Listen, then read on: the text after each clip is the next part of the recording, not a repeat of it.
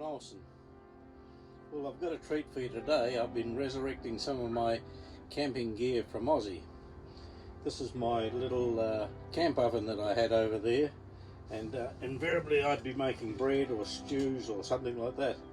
So today I thought I'd put a stew together for you. It's the little firebox in underneath with that methanol gas that I've come across.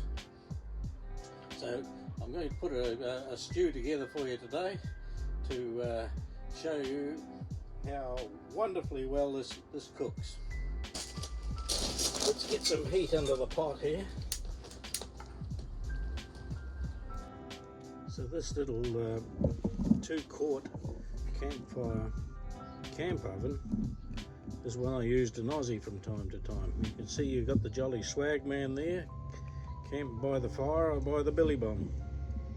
When I made bread out in the outback, I used the skillet in the bottom. It just fits in there nicely. Put your dough in the inside the tin foil and sit that in the bottom, and then cover that all over with ashes. Often got a good outcome. A couple of failures, but invariably it was better than no bread at all. My first ingredients is to add some onions. They shouldn't take too long.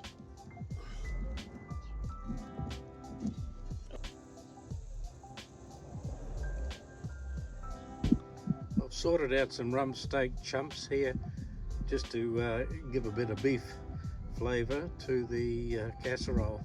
What I've also done here is some carrots, parsnips, the slithers of the carrots and parsnip, some peas, some pumpkin, mushroom, a garlic, and an oxo cube to go into the fluids. The heat's starting to come through to my casserole.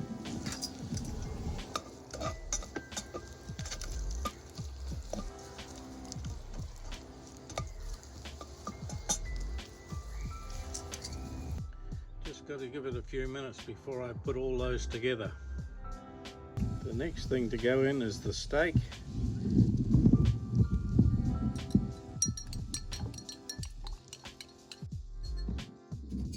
I'll put that oxo cube into a cup here. In that goes. And I just add my things. First the parsnips, put them round, the carrots, the odds and sods that come off the side of the carrots, bit of mushroom, pumpkin there, that's always good in there, and finally the peas. So that's the brew. Let's put the lid on and we'll give it a bit of time. I can feel that pot is coming up to temperature, but let's hope that methanol does the job. Well, it's been about an hour now. We'll see how it's going here with the temperature. We've got steam up.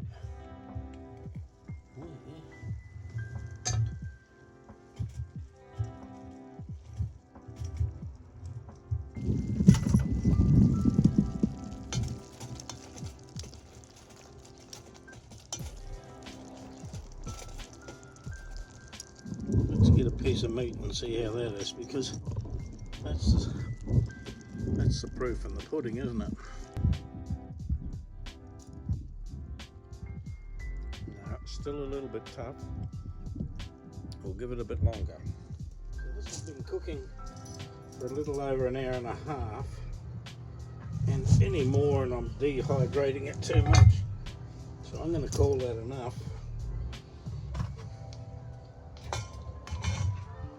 And to me it looks all right.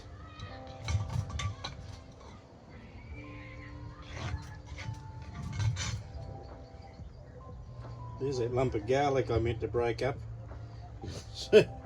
That was, I meant to break that up before I put it in there. That can go straight out there. There's just one more thing I like to do while I've got the heat in that. I'll keep the heat in it. You'll see the obvious flaw in my process here. I'm going to put that in there and just warm that up a bit. That's a potato. It's deceptive how warm that little oven there is keeping that food.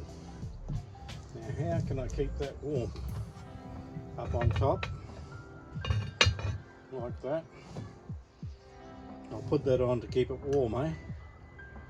So just a short time later, that potato is warmed up no end.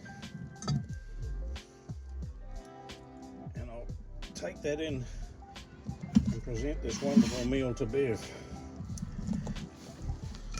And I'll put that on there to keep the flies out of it.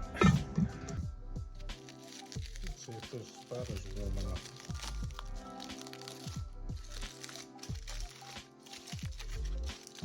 It looks alright, doesn't it?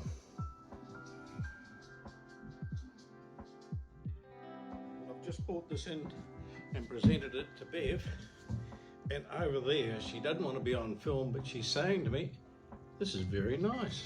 I don't know where the taste comes from. There's mint in this, and I did use minted peas, but anyway, I'm going to call that a success. The mushrooms are just right, the spud's not up to much, but everything else is good. Cooking with Alvin.